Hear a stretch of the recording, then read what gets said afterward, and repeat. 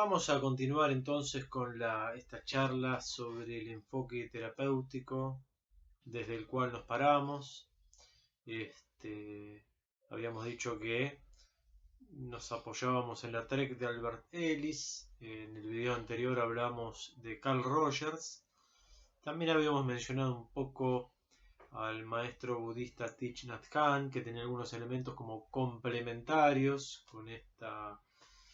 con algunas ideas de Carl Rogers, y habíamos empezado a hablar de algunos elementos del marco teórico que tiene todo terapeuta, y ahora me gustaría adentrarme en lo que yo llamaría algunas destrezas, algunas capacidades vivenciales que para mí debiera tener y sería ideal que tenga todo terapeuta.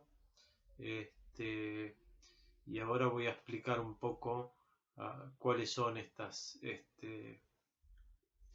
características o este perfil desde lo vivencial. Ya lo voy a ir explicando de a poco.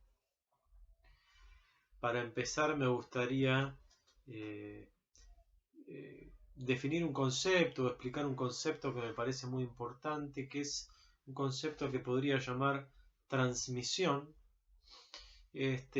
Bueno, antes de meterme con esto, quizás estos elementos que ahora voy a compartir quizás tengan que ver con reflexiones propias en base a mi propia experiencia y práctica en este ámbito terapéutico. Y bueno, entonces ahora sí, voy a hablar un poco de este concepto de la transmisión.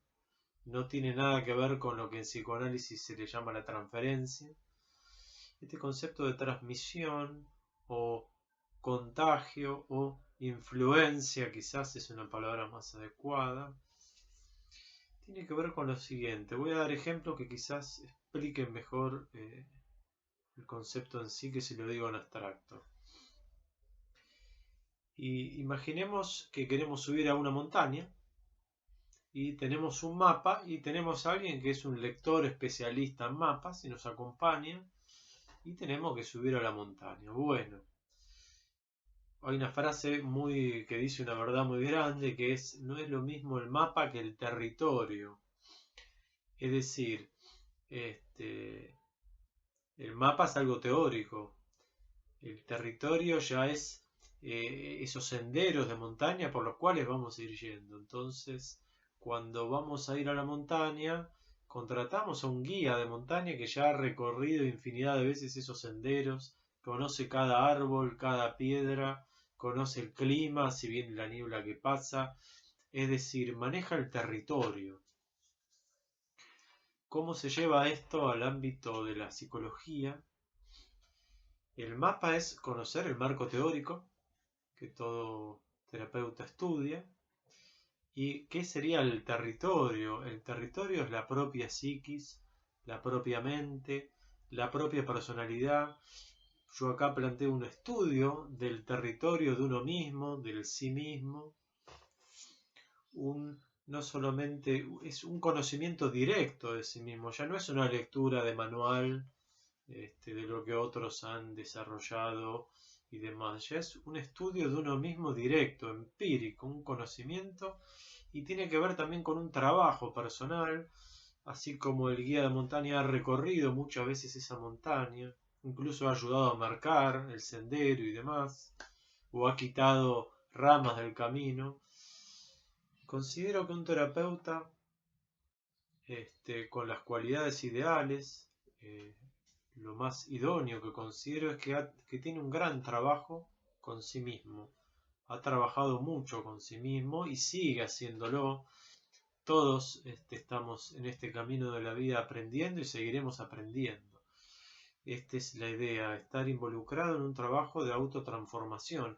¿Y por qué digo transformación? Porque cualquier persona que se acerque a una terapia está pasando por un momento en donde algo no le gusta del todo, algo hace que le surjan emociones negativas, algún aspecto quisiera cambiar. Entonces, bueno, después en este ámbito se puede ver cómo ayudar a que esta persona el consultante pueda realizar alguna transformación en su vida, ya sea en sus circunstancias, en sus vínculos, o incluso internas. Cambiar la forma en ver esa situación o cambiar patrones que uno tiene instalados por una cuestión cultural o de la familia o tendencias a determinadas emociones y bueno, una infinidad de asuntos, pero se habla de una transformación. Entonces, repito, aquel que ya ha pasado por procesos de auto transformación quizás va a tener mayor eficacia en el acompañamiento al mismo proceso que puede atravesar una persona en la cual acompañamos. Por supuesto, no se puede pretender que un terapeuta tenga experiencia en todos los en todas las experiencias de vida, digamos, en todo el abanico de experiencias de la vida, porque es imposible, pero sí al menos en algunos aspectos que ahora en un rato vamos a enunciar y a comentar. Otro ejemplo, para que se entienda esto de la transmisión, podemos pensar en un atleta profesional que fue, qué sé yo, supongamos nadador olímpico y que ha competido y que ha pasado por experiencias de competencia de alto rendimiento, entrenamientos y bueno, una cantidad de situaciones de hacer dietas, de especializarse en la técnica y todo lo que es el aspecto emocional de competir y de ser un profesional. Supongamos que esta persona, bueno, se retira y se convierte en un entrenador de atletismo para acompañar a otros para atravesar por una experiencia de profesional de atletismo. Este entrenador no solamente cuenta con teoría o con conocimientos teóricos de la disciplina, sino que tiene la experiencia, tiene un conocimiento empírico de lo que es ejercer esa disciplina, de lo que es entrenarse, de lo que es atravesar por situaciones de competencia profesional, y entonces va a tener una cantidad de herramientas y de un bagaje personal por su experiencia que va a poder transmitir a su alumno o como se llame. Entonces acá está el valor de lo empírico de nuevo, ¿no? De los procesos personales que uno haya ido atravesando, de la propia madurez, por lo menos en algunos aspectos. Se me ocurre otra anécdota más para seguir alimentando y que se siga entendiendo y reforzando esta idea. Hay una anécdota del Mahatma Gandhi que me imagino que lo conocerán todos. Y vino una madre con su hijo, un niño pequeño, que comía muchos dulces. Y bueno, la madre no le podía poner límites, entonces se acerca a Gandhi y le dice, buscando ayuda, ¿no? ¿Le podría decir a mi hijo, por favor, que no coma tantos dulces? Y Gandhi le dice, sí, cómo no. Venga a verme dentro de un mes. Bueno, la madre se va con el hijo, vuelve un mes después. Y bueno, y Gandhi lo mira al chico y le dice, bueno, no comas tantos dulces que te pueda hacer mal. Y la madre se quedó mirando y le pregunta, ¿y por qué me hizo esperar un mes y volver para decirle eso? Y Gandhi le responde, yo primero tenía que dejar de comer dulces para poder decirle, digamos, al niño, fíjense la congruencia de Gandhi con la verdad, que él no pudo decirle algo al chico si él no lo había practicado en sí mismo, primero, ¿no? Y ahí está el poder de la palabra, con qué autoridad, no autoridad de autoritarismo, sino con la congruencia con su experiencia, con la que le pudo decir, y sin duda esa palabra iba a transmitir otra cosa que si no lo hubiera hecho. A veces nos pasa a nosotros que escuchamos un discurso político muy bello, muy linda toda la elocuencia, ideas que compartimos, pero hay algo que no nos cierra muchos discursos políticos, y es que no hay una congruencia entre lo que se dice y lo que se hace. Toda esa palabra que se expresa, ese discurso, no se refleja en los actos, ahí donde vemos un quiebre, ¿no? Un agujero, una bisagra donde, no es la palabra bisagra, como se dice, bueno, no me viene ahora la palabra, donde no hay congruencia, entonces esas palabras no tienen poder, no tienen eficacia. Un último ejemplo, y ya sigo avanzando para que se entienda esta idea, porque es la que subyace a todo lo que voy a decir después. Es, por ejemplo, la de un general, imaginémonos, no sé, la Edad Media, una guerra, y ahí están los dos ya ejércitos enfrentados, y el general tiene que transmitir valor a sus soldados para que salgan a enfrentarse a su adversario. Bueno, si el general es una persona valiente, que ha enfrentado batallas y que tiene realmente coraje en su arenga, va a poder transmitir este valor a sus soldados. Hay historias incluso muy interesantes, como la del mío Cid, que incluso se había muerto y los más allegados lo pusieron igual en el caballo por lo que él, su personalidad transmitía a todos los demás, porque tenían una batalla contra los moros y bueno, necesitaban la personalidad del mío Cid, ¿no? Bueno, creo que entonces se entiende un poco la idea de esta transmisión de lo que uno es en cuanto a lo que uno ha experimentado, lo que uno ha realizado, lo que uno ha podido madurar desde el trabajo empírico con uno. Y esto se transmite en la forma en que uno lo dice, en el tono de voz, en la postura, o incluso si no hablara se transmite igual. Y bueno, insisto una vez más, considero que un terapeuta idealmente debiera contar con una serie de trabajos internos y de una cierta madurez para poder acompañar a otros en un trabajo de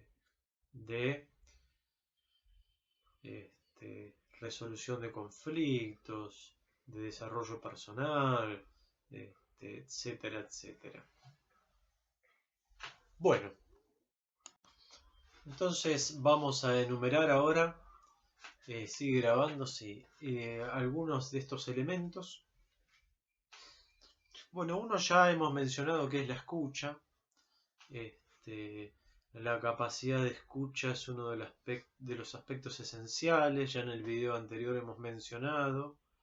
Todo terapeuta, por supuesto, desarrolla una gran capacidad de escucha, pero nunca es poco el énfasis en seguir teniendo para desarrollar esta habilidad, este arte de escuchar. No nos vamos a extender porque es un tema que ya hemos mencionado. Otro elemento que me parece esencial es el respeto a la libertad individual. Muchas veces está el riesgo de querer guiar, de querer orientar. Yo a veces he escuchado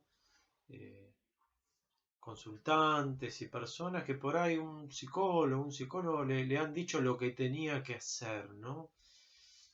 Incluso desde una oración imperativa, ¿no? Como ordenarle lo que tenía que hacer. Creo que se puede cometer un error, hay que tener mucho cuidado en lo personal con este tema. Creo que se puede sugerir, se puede ayudar a interpretar. Uno en el acto de interpretación puede ver cosas que la otra persona no está viendo, simplemente porque más allá de los conocimientos que uno puede tener, con toda humildad, siempre la mirada de otro ser humano puede enriquecer viendo otra perspectiva, y en esa dialéctica de diálogo, de escucha, de aporte, uno puede ayudar a realizar una interpretación de una determinada situación y poder ver aristas y enriquecer la mirada que la propia persona va teniendo de su situación. Después uno puede sugerir un camino a seguir o invitar, y la otra persona es la que va a decidir qué hacer, y digamos decirle lo que tiene que hacer es riesgoso. Creo que el tacto es necesario en cuanto a que uno puede opinar y sugerir, y la otra persona decide al 100% qué hacer y no hacer con su vida. En este sentido, Carl Rogers habla de una terapia no directiva, es decir, no de decirle al consultante, al cliente, al paciente, como se quiera llamar, vos tenés que hacer esto y lo otro. No estamos para dar directivas de vida, ¿no? Desde un lugar de maestro. A mí me parece mucho más interesante ese respeto absoluto a la libertad. Sugerir desde un lugar de gran hasta humildad, ¿no? Sugerimos esto, se sugiere de acuerdo al conocimiento que uno tiene y no es la verdad absoluta tampoco. Bueno, otro tema que ya hemos mencionado, que es un poco esto de esta calidez afectiva bien entendida, este ágape, esta escucha empática, este interés genuino por el bienestar del otro, que tiene que ser perceptible. Si uno realmente siente esta empatía, esta simpatía, este altruismo, este querer ayudar, este interés por el bienestar del otro, esto se emana y la otra persona lo recibe, y creo que ya ayuda al mismo proceso de que la otra persona se abra, se exponga, se sienta también contenida y se pueda ir avanzando en este proceso terapéutico que es muy delicado. Pasa también con la relación de docentes y alumnos y demás. Creo que un afecto con todas las distancias que requieren cada situación profesional es importante. Bueno, ya hemos mencionado en el video anterior también una de las premisas de Carl Rogers, que es esta fe en los potenciales del individuo para desarrollarse, evolucionar, superar dificultades. Voy a prender la calefacción.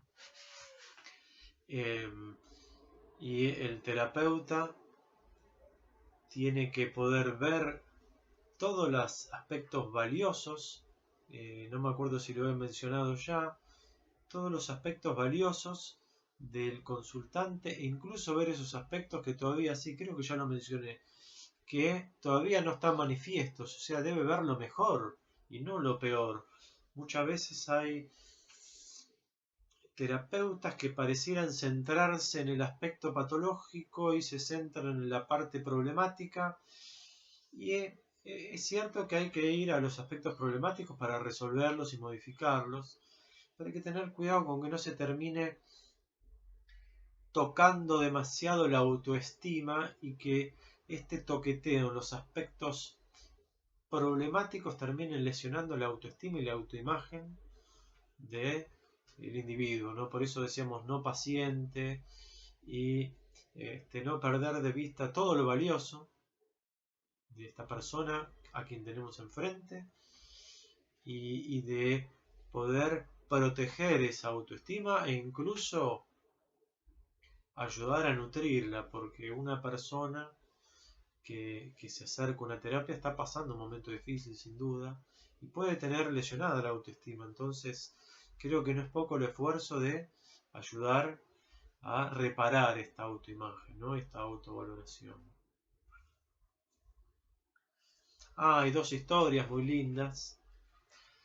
Las voy a contar breves porque si no se va a hacer largo. Hay una de un anillo que un maestro le dice al discípulo: toma este anillo, no lo vendas, nada más anda al mercado, no es un mercado persa, digamos, supongamos un relato oriental, y nada más preguntale a alguien que compre anillos el valor. Bueno, va el discípulo, va al mercado, busca un lugar de haya alguien que se dedique a esto.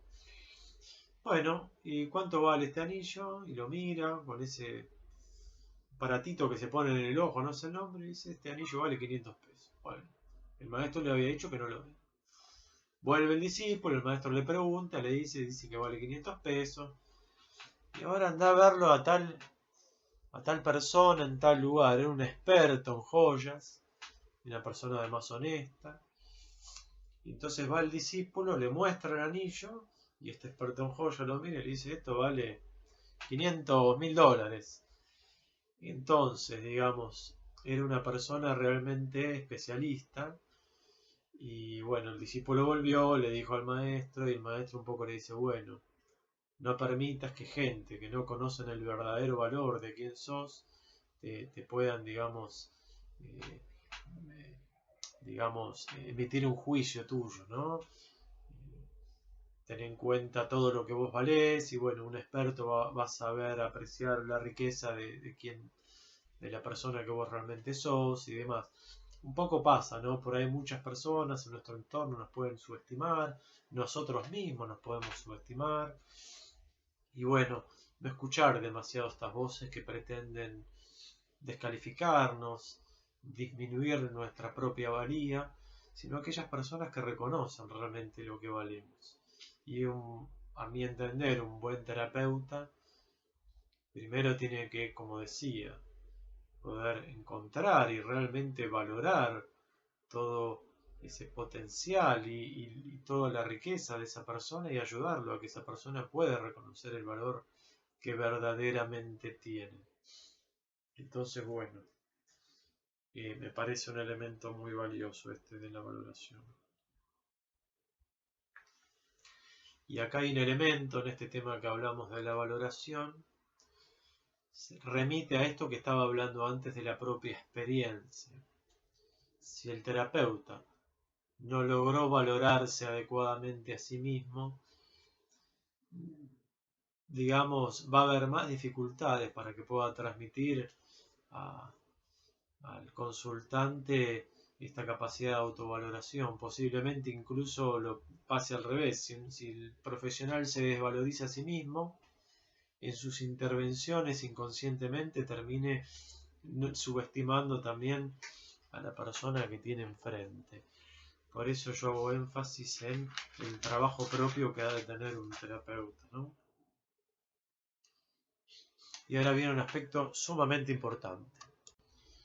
Bueno, un aspecto, como digo, sumamente importante es jamás juzgar.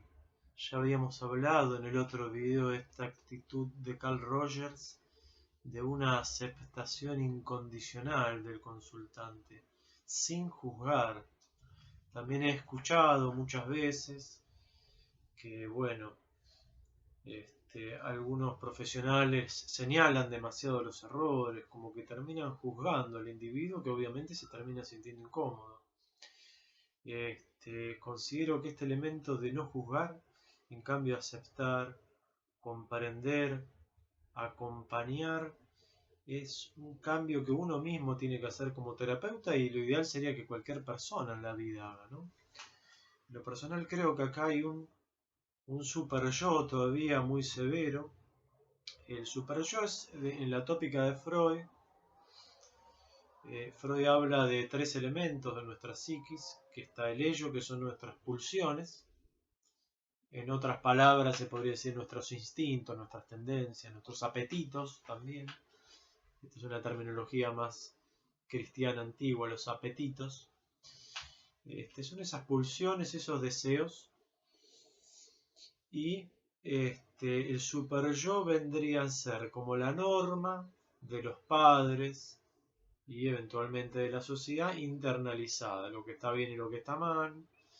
Entonces ese super yo de alguna forma regula estos impulsos del ello y bueno, el yo sería el que equilibra un poco estas voces, ¿no? Estas tendencias de la psique.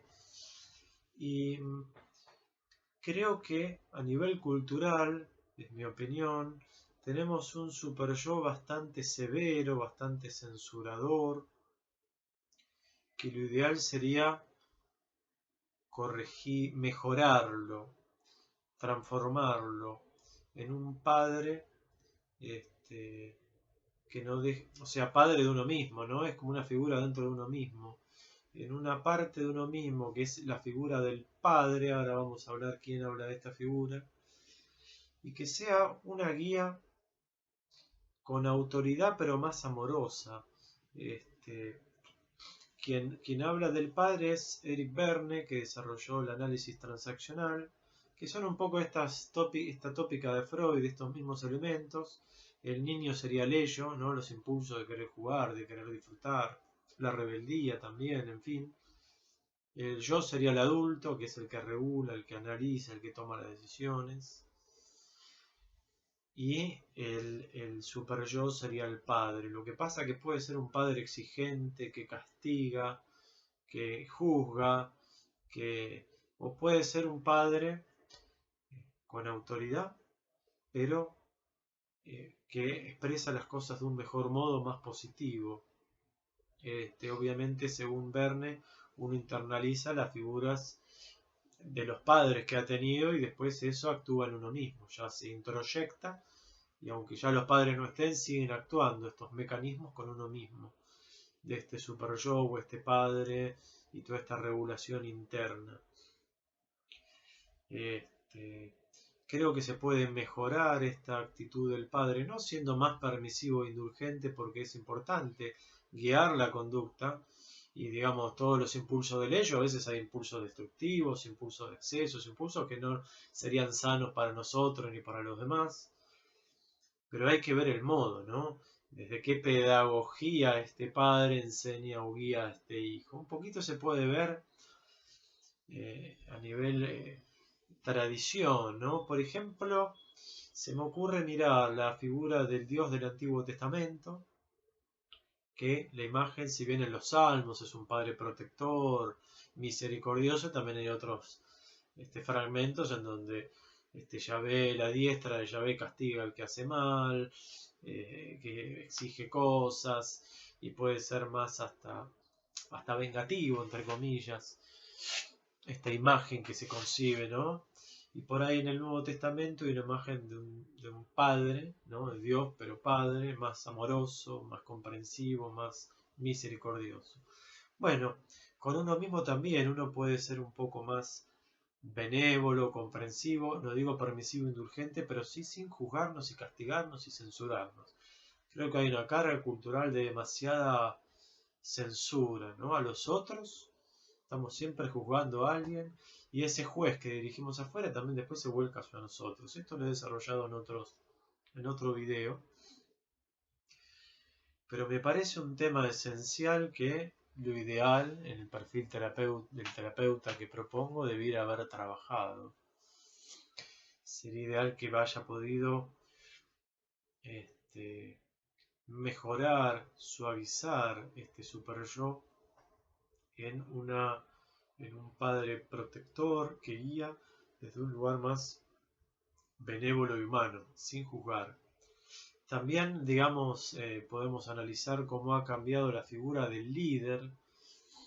Por ahí hace medio siglo atrás tan solo, en las empresas, el líder político, el líder de un general o en una institución, en un director de una escuela, había una idea de un líder muy verticalista, que podía dar órdenes, muy autoritario, castigar, censurar, y a nivel pedagógico se ha ido viendo, y a nivel funcionamiento empresarial, que darle al castigo sobre el error no es lo que mejor estimula, por ejemplo, un maestro a un alumno a que mejore, o un director de una empresa, o un director de un grupo de trabajo, para que todos den lo mejor de sí. Hoy en día se proponen modelos más horizontales, donde este líder carismático propone, estimula, guía, anima, y no tanto desde el castigo, desde la censura.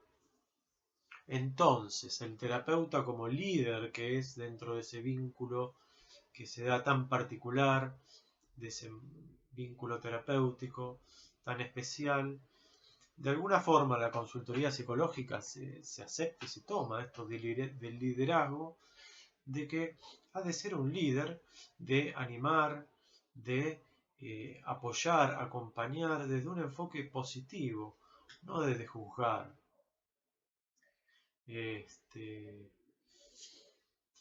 Entonces, bueno, habíamos dicho que para poder ejercer esto de no juzgar, primero tiene que haber un trabajo con el propio super yo, volverlo más benévolo, y esto, bueno, requiere mucho trabajo personal realmente.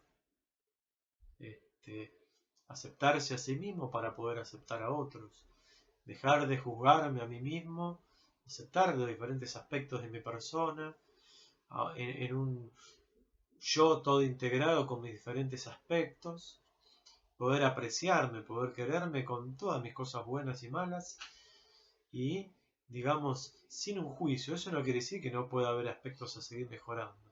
Y en la medida en que yo pueda hacer esto conmigo mismo, lo voy a poder hacer con un otro, poder acompañar, poder analizar, ver aspectos, incluso mejorar, poder reconocer aspectos muy valiosos sin juzgar. Si yo no hice este trabajo conmigo mismo, se me va a filtrar la descalificación, la censura. Por eso insisto en un trabajo profundo propio, ¿no? Bueno, tenemos vamos, 30 minutos, más largo de lo que pensaba, tenemos un par de elementos más y ya vamos terminando. Bueno, otra de estas cualidades es, considero que ha de tener un terapeuta, es un enfoque optimista de la vida, una capacidad emprendedora, coraje. Este, Supongamos que un consultante está con miedos o está estancado. El influjo de valor que un terapeuta le puede transmitir para enfrentar esos miedos, para animarse a desarrollar, a emprender algo nuevo y desarrollar nuevas áreas de su persona. Si el terapeuta tiene este elemento desarrollado, va a poder transmitir un influjo de energía mayor que si no cuenta con este elemento. O incluso si hay una persona que está deprimida, más allá de todo el trabajo que se puede hacer desde el marco conceptual, desde las intervenciones, creo que puede influir también la vitalidad que desde afuera se puede de alguna forma contagiar, animar. Pienso, por ejemplo, en el caso de los grupos, por ejemplo, como Alcohólicos Anónimos, que tiene una enorme efectividad, un gran éxito, en que hay personas que por ahí mediante una terapia no han podido salir, o con sus propios recursos de fuerza de voluntad, por ahí personas que tienen la autoestima bastante dañada y no tienen la fuerza necesaria para salir de una adicción o de un proceso depresivo. Y en cambio es el grupo, la misma fuerza y vitalidad del grupo quienes le inyectan esa fuerza que necesita, esa vitalidad que necesita para salir adelante. Entonces, una personalidad del terapeuta emprendedora, optimista, con una visión esperanzadora de la vida, quizás puede transmitir también en su lenguaje, en sus intervenciones, un elemento positivo que, bueno, considero que es esencial, ¿no? Para modificar por ahí una serie de patrones de pensamiento negativo y de sentimiento que tienden hacia abajo, hacia lo negativo, para poder revertir, ¿no? Bien. Otro elemento, menciono 2 o 3 más, que los menciono, aunque voy 33 minutos porque sigo considerando que son fundamentales. Es que el terapeuta haya pasado por el proceso de emancipación de sus propias figuras parentales, que no siga respondiendo a querer cumplir los deseos de mamá y papá, porque ¿cómo vamos a poder ayudar a que un individuo sea él mismo, se descubra a sí mismo y se anime a ser él mismo si uno no lo ha hecho, ¿no? Consigo mismo? Para poder acompañar a otro en este proceso emancipatorio de individuación, como hablaba Eric Fromm, que es la capacidad de pararse sobre los propios pies y ser uno mismo. Uno tiene que haber pasado por eso, porque en este distinguirse uno realmente está haciendo, está desarrollando una actitud independiente, o está jugando a hacer la contra, o está así dependiente, ¿no? Para tener la sutileza de descubrir esto, o para inyectar los ánimos en valor, transmitir, de poder ser uno mismo y todo lo que implica a nivel vincular todo este proceso. Uno debe haber pasado por este proceso para poder acompañar a otro a que también pueda ser el mismo y no depender de otros, ni estar atado a estar cumpliendo expectativas ajenas, ni animarse a hacer lo que uno realmente quiere ser, ¿no? Bueno, lo mismo con el manejo de estrés. Hoy en día hay mucho estrés, mucha ansiedad, que no es lo mismo, pero ansiedad y depresión mezclada con el trastorno de ansiedad y vinculadas con un modo de vida que llevan al estrés, a veces hay un trastorno de ansiedad, ¿no? Y digamos, para poder acompañar a otra persona, también insisto, uno debe manejar herramientas como la meditación y otros ejercicios, herramientas prácticas para poder equilibrar nuestro propio estado de ánimo, inquietud, nuestro acelere y poder disminuir los niveles de estrés. Y una filosofía de vida incluso uno debería tener para poder mantener una calma, un equilibrio.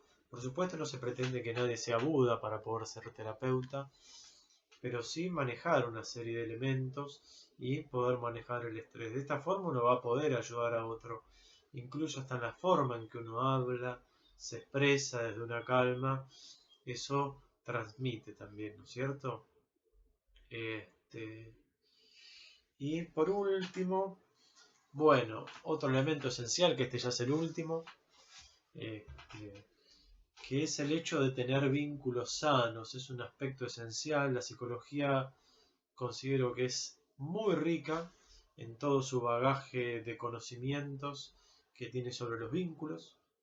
Hay elementos que por ahí yo he mencionado, que por ahí había tradiciones filosóficas, o la misma cultura de la humanidad tenía, o a nivel espiritual, pero el conocimiento y la riqueza que ha desarrollado en su investigación la psicología del siglo pasado y actual en toda la dinámica de los vínculos es riquísima. Entonces, sin duda que todo terapeuta tiene enormes herramientas para poder ayudar, pero insisto, también tiene más valor que el mismo terapeuta haya podido asimilar, practicar, incorporar muchas de todas estas destrezas, como por ejemplo la comunicación asertiva, la inteligencia emocional, la inteligencia social, para de esta forma poder acompañar a un otro que también logre mayor destreza en todas estas cuestiones. ¿Qué es un poco todo esto de la inteligencia emocional y demás? Bueno,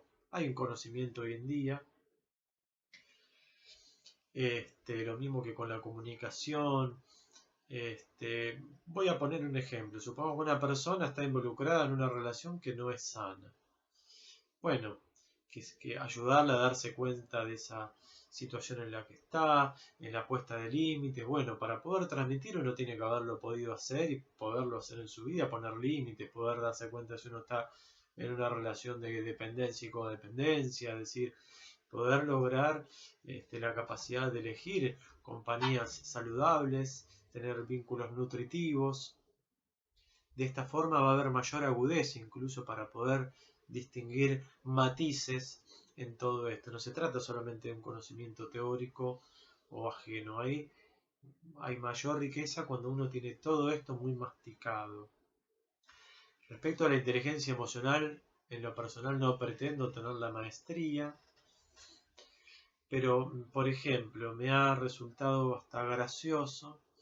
Una vez en determinada institución venían unos especialistas, psicólogos, a ayudar a resolver unos problemas vinculares dentro de esta institución y vinieron como a dar un taller de vínculos saludables. Sin duda manejaban muy bien la teoría, pero es un poco cómico que estas personas que vinieron a dar este taller terminaron teniendo ciertos conflictos con algunas personas de la institución, es decir, vinieron a dar clases de vínculos saludables y no se pudieron vincular saludablemente, ¿no? Pienso yo que obviamente no es fácil poder poner en práctica esto en todos nuestros vínculos, porque realmente es uno de los elementos más difíciles en la vida, los vínculos. En lo personal tampoco pretendo la maestría, pero sí que haya una implicancia en el trabajo personal, en estar por lo menos involucrado en aprender, en asimilar y en cada día poder seguir trabajando con uno en esto. Porque este trabajo que uno hace como terapeuta, en vínculos saludables, en una inteligencia emocional, con todas las personas con quienes nos relacionamos, nuestra pareja, nuestros hermanos, nuestros amigos, esa modalidad de comunicación que desarrollamos también la vamos a tener dentro del ámbito del marco de la terapia. Si tenemos una comunicación asertiva o no. Voy a poner un ejemplo que me pasó ayer, ¿no? Para que se pueda ilustrar un poco qué es esto de la inteligencia emocional. Una persona que ha desarrollado inteligencia emocional va a tener menos arranques de ira, va a poder quizás prevenir tener un momento de gritar, ¿no? Sí, una persona ha ido madurando, pero no necesariamente incluso. A mí me pasó ayer que grité, me enojé en un momento dado. Bueno, no hay que autoflagelarse, uno comete errores, entre comillas, uno es humano, se puede enojar, pero la inteligencia emocional está también en lo que viene después. Yo pude darme cuenta, no pretendo ponerme como ejemplo, simplemente para ilustrar una situación que puede ser cotidiana. Me di cuenta de que grité y que me enojé y que no era la mejor respuesta adecuada a la situación. Me di cuenta de que me había enojado porque me había molestado una actitud de la otra persona. Pero bueno, pude correrme y ver que la otra persona estaba molesta porque por ahí sentía que yo no la podía estar acompañando en las necesidades que estaba teniendo. Pude tener una mirada empática, poder ponerme en el lugar del otro. Gracias a este análisis que tiene que ver con inteligencia emocional, pude pedir disculpas por no haber acompañado, por haber gritado, entendiendo por lo menos qué parte mía hubiera sido mejor, reconocer el error de mi parte, pedir disculpas y después realicé algunos actos para reparar, ¿no? Por lo menos manifestando buena voluntad. Y esto invita a que la otra persona después también pueda reconocer lo suyo o tener buena voluntad y de esta forma seguir logrando una armonía en el vínculo. Es muy interesante, ya con esto voy terminando. El otro día leía en un curso de milagros una idea que es central en el curso de milagros, que es perdonar a los otros y perdonarnos a nosotros mismos. Tiene que ver con esto que hablábamos antes de ese super yo que juzgamos mucho, ¿no? En un primer momento que yo me enojé y después me di cuenta y dije, bueno, perdono a la otra persona por haberme dicho algo que me molestó. La perdono porque actuó como le salió, es un ser humano y nadie es perfecto. Y yo también me perdono de haber gritado y haber respondido mal y me perdono y no me quedo con la culpa, ¿no? Y perdono también a la otra persona, ¿no? Nos perdonamos, perdono al otro y me perdono a mí, nos perdono. Y esto es muy saludable.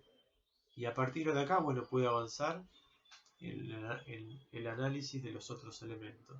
Pero bueno, esto era un ejemplo cotidiano de cómo creo que un terapeuta, si quiere transmitir, enseñar, por ejemplo, lo que son elementos de la inteligencia emocional, tiene que practicarlos, tiene que estar comprometido, aunque uno no sea un maestro en esto, por lo menos estar involucrado en aprender y en desarrollar estas destrezas, en asimilarlas, en masticarlas, en practicarlas. Y de esta forma uno va a poder hacer un acompañamiento más eficaz. Entonces, como síntesis, considero que un buen terapeuta trabaja mucho consigo mismo, no dársela superado en la vida, por supuesto, todos estamos aprendiendo, pero sí en la medida que haya más madurado, más aspecto de sí mismo, mejor va a ser la ayuda que puede ofrecer a los demás. Bueno, un video largo encima de la segunda parte de otro. Espero que les haya gustado. Todo lo que se comparte desde la humildad, no se pretende tener la verdad. Hay un montón de corrientes terapéuticas, un montón de métodos, no se pretende que esto que se compartió sea el único. Y simplemente una perspectiva, un modelo, un perfil, con lo que uno se siente identificado y que comparte humildemente desde la propia experiencia. Bueno, un abrazo grande a todos y seguiremos compartiendo en otro momentito.